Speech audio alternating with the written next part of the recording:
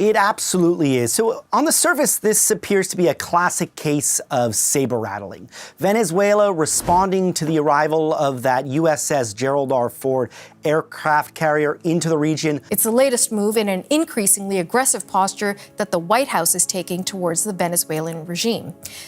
The Pentagon today announced the USS Gerald Ford arrived in the Latin American region, part of President Trump's war on drug cartels. The largest U.S. aircraft carrier just showed up in Latin America. Not for a carrier-on-carrier duel, but to hunt low-tech drug runners. Why commit a billion-dollar flight deck to skiffs and smugglers?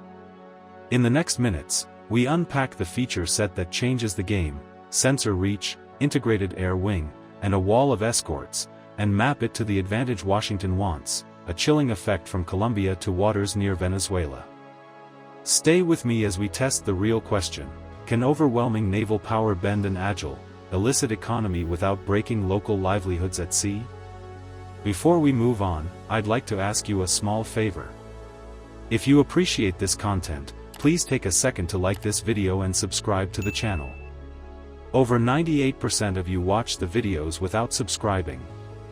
It costs you nothing, but it makes a huge difference to us. So, did you click the subscribe button? Great! Thank you so much. Now, back to the video. A billion-dollar deck chasing skiff sounds crazy, until you follow the sensor chain. The carrier doesn't look for a wake, it listens for a whisper. A go-fast boat that never pops on a public tracker is marked, cued, and shadowed before it clears the horizon. This is a U.S. warship, and its focus for the world's attention this morning because the aircraft carrier USS Gerald Ford. Willie Lowry joins us now from Washington with more on this. So, Willie, the Trump administration says this is all about combating.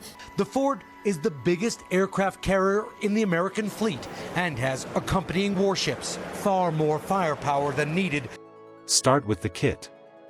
The Ford brings an integrated air wing that can stay up, pass tracks, and hand off targets without losing time. Its radar suite sweeps wide seas, watching not just big hulls but small signatures that flicker and fade. Electronic warfare creeps into the noise, catching emissions, timing pings, and flagging what doesn't fit. Around it, a screen of escorts keeps pace. The job is simple to say and hard to do: disrupt the lattice of routes that run from the Caribbean arc down past Venezuela and Colombia. But smaller cutters and patrol aircraft already chase these runs. They board boats, haul in loads, and drag nets of intel. So why bring a full carrier strike group? Because scale buys tempo, and tempo breaks the game. You aren't adding one more patrol line. You're turning the sea into a live system that reacts faster than smugglers can adapt. Carrier-borne aircraft change the geometry. They sit on station longer than a small patrol plane, so they don't blink out when a target ducks under squalls. They sweep a much wider sector in one pass, which means they see the handoff points between boats, not just the first move. And when a radar spark or a radio burst hits the net, they cue fast, minutes, not hours, so a contact doesn't fade into rain, clutter, and night. The escorts play the quiet role that makes the trick work. Destroyers and cruisers run their own radar tracks and pull in signals intercepts that hint at a rendezvous, a throttle change, or a radio check that should not be there. Maritime patrol feeds, airborne eyes from partner forces and joint assets, pour into their combat systems. That fusion turns a list of dots into a single picture. Instead of chasing a speedboat, they set a box, wall it off, and make it shrink. Is sailing with 3 more warships and dozens of warplanes closer to within striking distance of Venezuela to sink a few alleged drug smuggling boats. The target could be Venezuela. President Trump calls its authoritarian president, Nicolas Maduro, a narco-terrorist. Drug traffickers, but it's naturally being met with a lot of resistance and some strong response from Venezuela. What are you seeing? Now look at the deck. The Ford's flight systems launch and recover faster. That translates to more sorties in the air at once and shorter gaps between them. For a smuggler, the gap is life. For the carrier, fewer gaps mean a net with tight mesh. A plane cycles, another replaces it, and the watch never slips.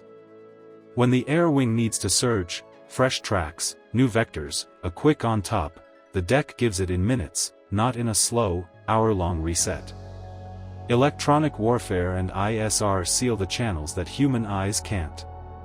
Emitters sort traffic from noise and tag repeaters at known rendezvous points.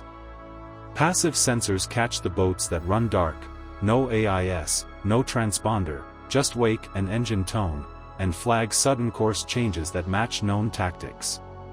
Over time, patterns appear. A quiet cove becomes a staging point. A stretch of blue water, empty on charts, behaves like a road at night. That's where the net tightens. There's a message in the map as well. Sailing near Venezuela is a signal, reach and resolve. But the real effect rides through partners. Leads handed to Colombia turn into local boardings and seizures, with home waters laws and crews that know the coast better than any visitor. With its own show of force, President Nicolas Maduro ordering a massive troop deployment, nearly 200,000 soldiers, as the country is on high alert, and he says Venezuela is ready. Neighboring Colombia is also on edge. Colombia is a drug den. It's a drug den, and it has been for a long time. The strike group supplies the picture, the partner does the grab. That link closes the loop. So why a supercarrier? Because it doesn't chase boats. It collapses the ocean. With wide area sensing, fast air cycles, and a fused plot shared across hulls and partners, the small craft lose their only edge, anonymity. A skiff that once hid in noise now lives in a grid. Every burst of speed, every radio check, every odd turn stands out.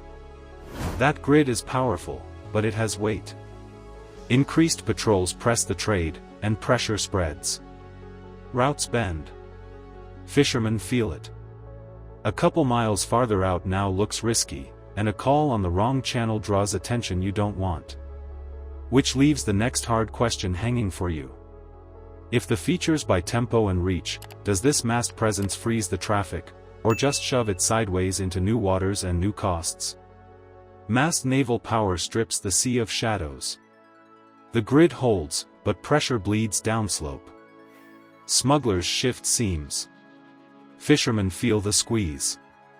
A steel wall moves, and small hulls scatter to darker water, longer runs, riskier nights. So what's the aim you back here? Disruption that bleeds profit, deterrence that chills launches, or dominance at a political flashpoint that tests wills? Comment your choice below. If you want the tactical mindset that reads a sensor net and predicts movement, subscribe now. The next chapters track how routes morph under pressure and who pays the cost. Subscribe and join a community that seeks to understand the realities of modern conflict.